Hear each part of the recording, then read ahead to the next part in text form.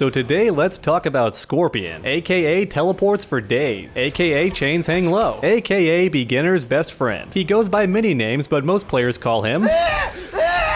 So today let's talk about how to beat him. As always, please request which character you want next in the comments down below, and without any further ado, let's get started. So to begin, let's discuss things that you should not let a Scorpion get away with ever. This can range from punishable moves to flawless block gaps, all that stuff, but if the Scorpion player goes for these strings, you should be punishing him most of the time. For starters, we have Rising Cut.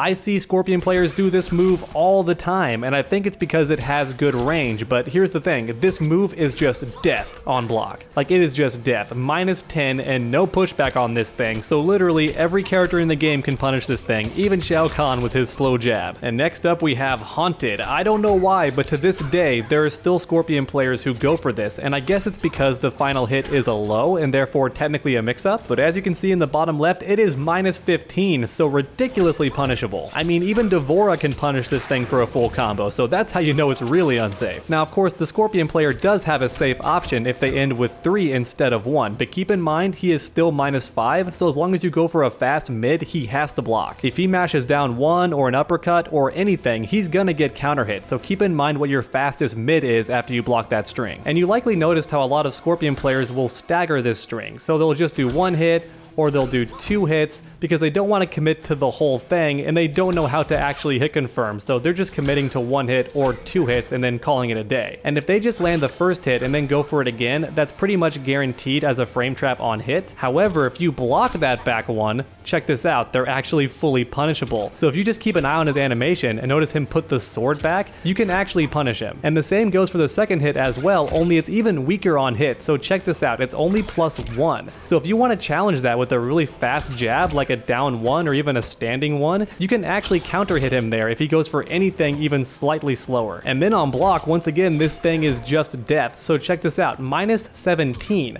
So if you notice he never pulls anything out to keep attacking, once again you can punish him. And next up we have an interesting one, Dark Soul. So this string can actually be very good if they jail you with a down 1 because as you can see it's +7. So that's obviously really good, and Scorpion is left pretty close to you as well, which means he can just go for this and it's a guaranteed frame trap. So if you press any buttons there, it's a crushing blow for him. Now the good news is there is actually a flawless block gap there, which is awesome, but here's the weird part. Even if you do flawless block this final hit, check it out, it's still +7. So somehow, even though you went through the trouble of flawless blocking, it's still +7. Now thankfully there is a solution. If you do a block attack, preferably an up 2, then you will actually get a full combo punish on this thing.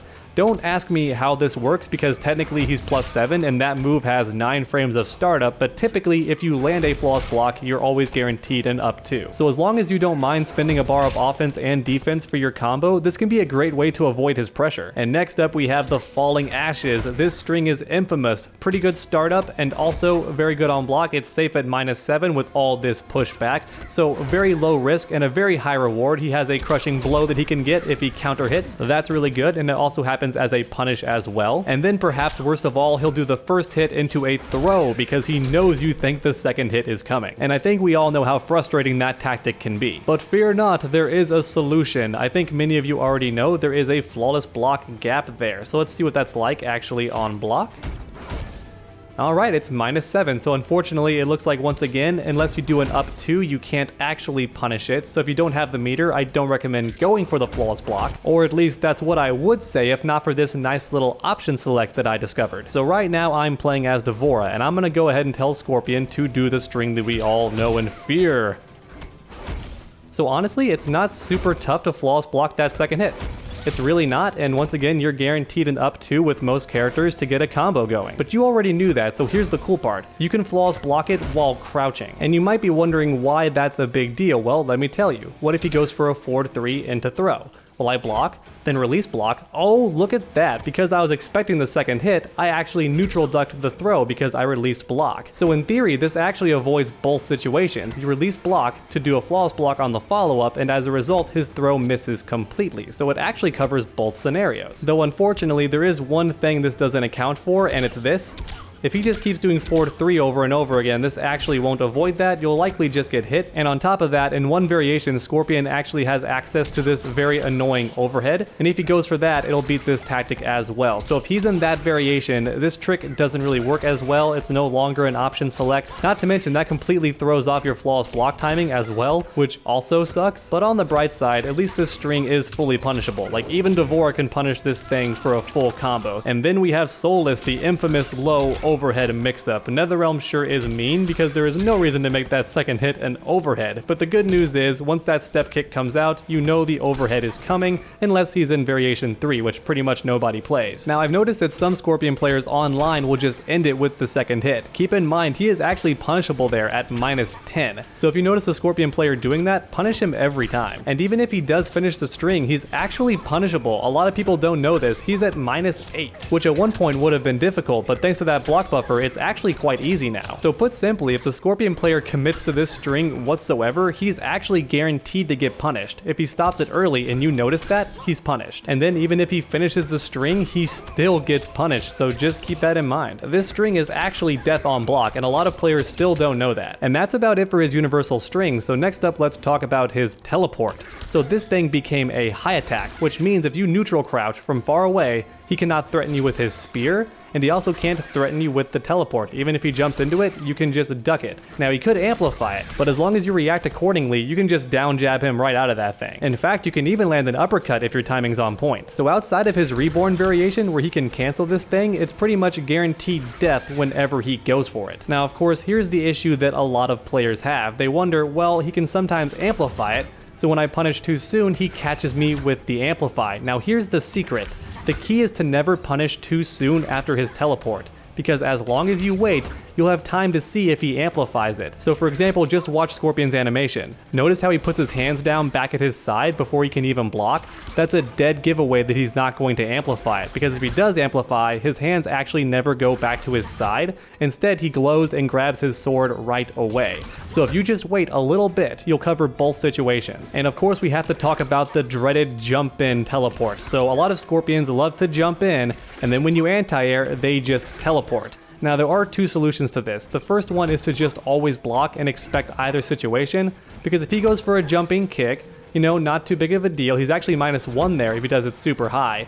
And if he really delays it, then the anti-air would of course hit. So if you wait long enough, you can actually punish him anyway with an anti-air. But if you think he's going to go for the teleport, then just block, because once again, he kills himself every time he teleports. And in fact, you could even go full ninja killer and then land a flawless block and then go for a block attack, once again, preferably an up 2. And that would actually lead to a full combo if he goes for the regular jumping kick, but if he goes for the teleport, you'll already be blocking anyway. You won't get the flawless block, but you'll still cover both situations. But now it's time to talk about the individual variations. So in his reborn variation, he has the teleport cancel, and this thing is still pretty strong. I'm not gonna lie, they catch me with it all the time, especially into throw. The key here is to once again remember it's only a high attack. So if you spot this teleport, a lot of characters, especially female characters, can just down 3 or down 4 on reaction to his teleport, and they'll pretty much interrupt everything he does. If he goes for the regular teleport, they win. If he goes for the cancel, they still win. And a lot of male characters can actually do this too, so go into training mode and see if any of your characters have a low attack where they get super low to the ground. Like even Scorpion's down 4 would probably qualify. He gets pretty low there, and it's the same during strings as well, because Scorpion doesn't have any situation where he can teleport into this thing with enough plus frames to frame trap you. You can always challenge it. Now of course the issue here is you're not getting very much damage, but keep in mind he's also wasting his meter. So eventually he's not going to even have the bar to teleport cancel, which means when he does teleport, you know it's a regular teleport and you can full combo punish him. And this of course applies to breakaway. So if you combo Scorpion and he goes for a breakaway, then you know that his teleport cancel is no longer an option. And now it's on to the Searing Rage variation, the casual's best friend, though to be fair, I also enjoy this variation too. So the first thing to look out for in this variation is the hack and slash string, because that overhead beats that option select, and it also beats your flawless block timing as well. Now the good news is if you block this thing, it's just death for poor Scorpion. -25. and at that point all he can really do is teleport or something to try and save himself, and he's still punishable. However, do keep in mind the range on this third hit is just ridiculous. I have no idea why it reaches so far, but it's almost half screen. Just look at the nonsense on this thing. So if he whiffs this move from far away, you may think, haha, what an idiot, but then you get caught by that low, and before you know it, you're cursing at the screen. So just keep in mind that low has deceptively good range. And then we have the death spin. Now thankfully the block buffer update has made this thing much easier to punish. It's minus 20. But even so, a lot of Scorpion players will do dumb things like this, where they poke into it and they think that's a combo or that you just won't hold block. And that's my tip. Whenever Scorpion goes for a poke, I recommend not challenging it, especially at lower ranks in Combat League, because a lot of them, even if you block their crouch attack, will just cancel into this thing and it catches you more often than you think. However, as long as you're patient and you block this thing, he is at minus 20, so definitely punishable. Now there is a distance here, and that's why it's important to learn your character's furthest reaching move. I guarantee you your character has something that can reach him from this far away, especially at minus 20. And then if the Scorpion player amplifies, well then it's just your lucky day, because he doesn't have nearly as much pushback and he's still minus 20. Honestly, the only time this thing is scary whatsoever is when you're low on health, and when I have been forced to play Scorpion due to a certain video recommended by my viewers, I have used this thing to chip out the opponent time and time again, because that's just what it's for. So if you're fighting a Scorpion player who just loves to mash poke and then cancel into this thing, just keep in mind he's punishable every time. And then we have variation 3. In my experience, this is the rarest variation. I've actually only fought one Scorpion player who used this, and he was actually pretty decent, because what he would do